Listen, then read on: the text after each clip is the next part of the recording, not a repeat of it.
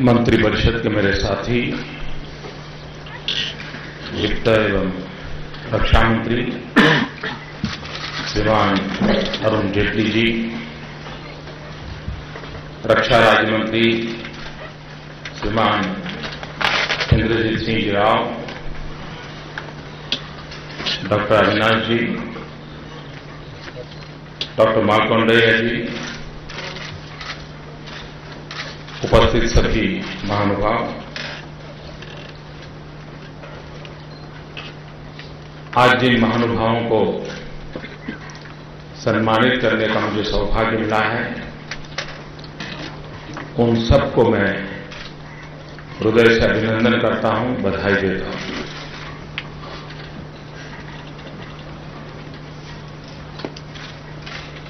उनका क्षेत्र ऐसा है कि वे न प्रेस कॉन्फ्रेंस कर सकते हैं, न दुनिया को बता सकते हैं कि क्या रिसर्च कर रहे हैं, और रिसर्च हो जाने के बाद भी दुनिया के सामने अपनी बात खुले रूप से रखने का उनको अधिकार नहीं होता है। ये अपने आप में बड़ा कठिन कार्य है, लेकिन ये तब संभव होता है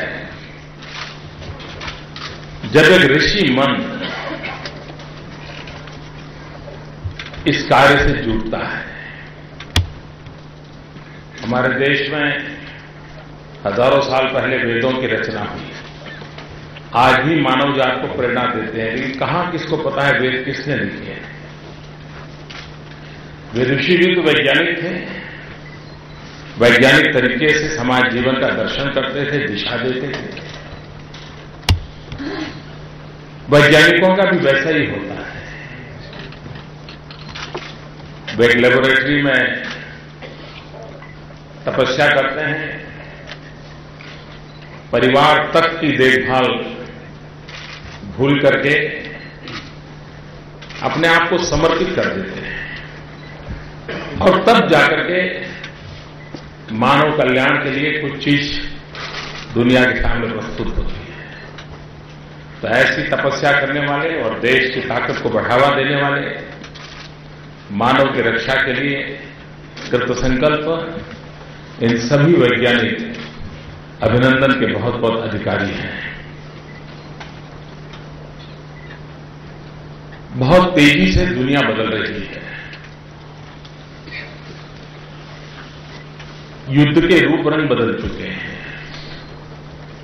रक्षा के और संहार के सारे पैरामीटर्स बदल चुके हैं। टेक्नोलॉजी पूरी तरह जैसे जीवन के हर क्षेत्र में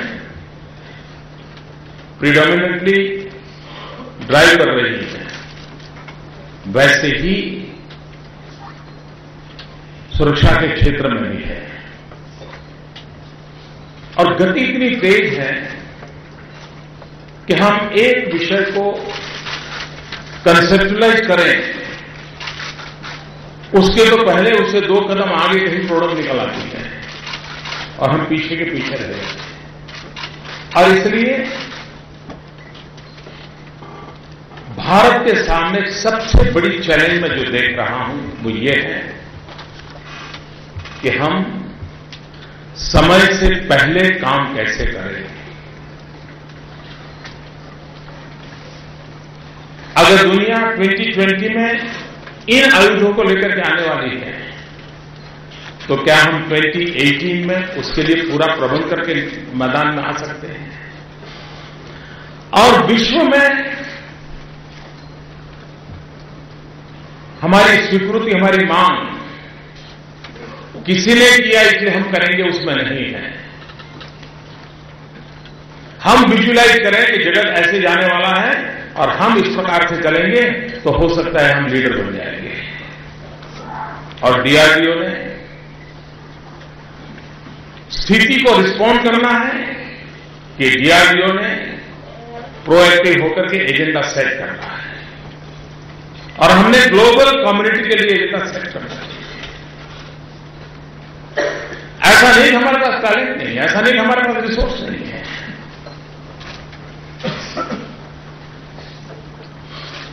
लेकिन हमने स्वभाव से अरे चलो चलता है, क्या तकलीफ है। दूसरा जो मुझे लगता है, डीआरडीओ का कंट्रीब्यूशन कम नहीं है, बहुत महत्वपूर्ण है। इसको जितनी बधाई दे उतनी कम है। और इस क्षेत्र में लगे हुए छोटे मोटे हर कोई अभिनंदन के अधिकारी है। लेकिन कभी उसको वैज्ञानिक तरीके से भी सोचने की आवश्यकता है। अभी मैं अविनाश जी से चर्चा कर रहा था, डीआरडीओ और डीआरडीओ से जुड़े हुए प्राइवेट इंडिविजुअल और कंपनीज, इनको तो हम अवार्ड दे रहे हैं और अच्छा भी है। लेकिन शायद भविष्य में मुझे आवश्यक लगता है कि डीआरडीओ एक दूसरी कैटेगरी के अवार्ड की व्यवस्था भी सोचे, जिसका डीआरडीओ से कोई लेना देना नहीं है, जिसने कभी डीआरडीओ से कोई काम नहीं किया है, लेकिन इस फील्ड में रिसर्च करने में उन्होंने कुछ न कुछ कंट्रीब्यूशन किया है। एज ए प्रोफेसर किया होगा, कहीं किया होगा, इंफॉर्मेशन कम्युनिकेशन टेक्नोलॉजी की दुनिया के लोग होंगे, उनको भी खोजा जाए, परखा जाए, तो हमें एक टैलेंट जो आउट ऑफ द डीआरडीओ है, उनका भी पूल बनाने के लिए हमें संभावना पैदा होगी। और इसलिए हमने उस दिशा में सोचना चाहिए। तीसरा एक मेरा आग्रह है कि हम कितनी ही रिसर्च क्यों न करें, लेकिन आखिरकार चाहे जल सेना हो, थल सेना हो या नभ सेना हो, सबसे पहला नाता उसका आता है, क्योंकि उसी से उसका गुजारा करना है, ऑपरेट उसी ने करना है। लेकिन सेना में जो जवान है, अफसर होगा, छोटा जवान होगा, वो रोजमर्रा जिंदगी को जीता है। काम करते करते उसके मन में भी बड़े इनोवेटिव आइडियाज आते हैं। जब वो किसी चीज को उपयोग करता है, उसको लगता है इसके बजाय ऐसे होता तो अच्छा होता। उसको लगता होगा लेफ्ट साइड डोर खोलता है, लेकिन राइट साइड होता तो अच्छा होता। ये कोई बहुत बड़ा रॉकेट साइंस नहीं होता। क्या कभी हम तीनों हमारे दल को, जल सेना, थल सेना, नभ सेना, उनमें भी जो एक्चुअली जो आज सेवा में रत है, उनको कहा जाए कि आप में कोई इनोवेटिव आइडियाज होंगे तो उसका भी कॉम्पिटिशन होगा। आप अपने काम करते, जैसे एजुकेशन में बदलाव कैसा आ रहा है, तो एक टीचर जो अच्छे प्रयोग करता है, वो आगे चल करके वो आइडिया इंस्टीट्यूशन में कन्वर्ट हो जाता है और वो आने वाली पीढ़ियों तक काम आता है। वैसे सेना में काम करने वाले टेक्निकल पर्सन हैं, सेवा में रत लोग हैं। हो सकता है पहाड़ में चलने वाली गाड़ी रेगिस्तान में न चले तो उसकी कुछ आइडियाज होंगे। हमने इसको प्रमोट करना चाहिए और एक extension of the DRDO type हमने इवॉल्व करना चाहिए। अगर ये हम इवॉल्व करते हैं तो हमारे तीनों क्षेत्र में काम करने वाले इस प्रकार के टैलेंट वाले जो फौजी हैं, अफसर हैं, वे मैं मानता हूं ज्यादा प्रैक्टिकल सॉल्यूशंस हमें दे सकते हैं, या हमें स्पेसिफिक रिसर्च करने के लिए वो आइडिया दे सकते हैं। इस समस्या का समाधान दो और डीआरडीओ कर सकता है, उस पर हमें सोचना चाहिए। चौथा जो मुझे लगता है कि हम डीआरडीओ के माध्यम से समाज में किस प्रकार से, जैसे हम इतने साइंटिस्टों का हमने अवार्ड दिया, क्या हम देश भर में से इस क्षेत्र में रुचि रखने वाली अच्छी यूनिवर्सिटीज हो, उनको आइडेंटिफाई करें और एक साल के लिए स्पेशली इन साइंटिस्टों को उस यूनिवर्सिटी के साथ अटैच करें। वो यूनिवर्सिटी के स्टूडेंट्स के साथ इनके डायलॉग हो, उनका मिलना जुलना हो, साल में 8-10 सीटिंग हो जाए, तो वहां जो नौजवान है उनके लिए ये साइंटिस्ट बहुत बड़ा इंस्पिरेशन बन जाएगा। जो सोचता था कि मैं अपनी कैरियर ये बनाऊंगा, लेकिन वो सोचना लगा अरे भाई इन्होंने अपना जीवन खपा दिया, चलिए मैं भी अपनी कैरियर का सपने छोड़ दूं, मैं भी अपने आप को खपा दूं और हो सकता है वो देश को कुछ देकर के जाए। यानी हमारा काम है संस्कार संक्रमण का, एक जनरेशन से दूसरी जनरेशन। हमारा ये सामर्थ्य को कैसे हम परकोलेट भी करें, डेवलप भी करें, और ये काम हम जब तक हम ये मैकेनिज्म नहीं बनाएंगे, कोई यूनिवर्सिटी अपने एनुअल फंक्शन में किसी साइंटिस्ट को बुला दे, एक बात है, लेकिन हम इनकी टैलेंट, इनकी तपस्या, उनके योगदान को किस प्रकार से उनके साथ जोड़े तो हो सकता है कि वो बहुत काम आएगा। क्या इन साइंटिस्टों को सेना के लोगों के साथ कभी इंटरफेस होने का मौका मिलता है क्या? क्योंकि इतनी बड़ी इन्होंने रिसर्च की है, सेना के जवान को ये मिलने से एक बहुत बड़ा रक्षा का विश्वास पैदा होता है।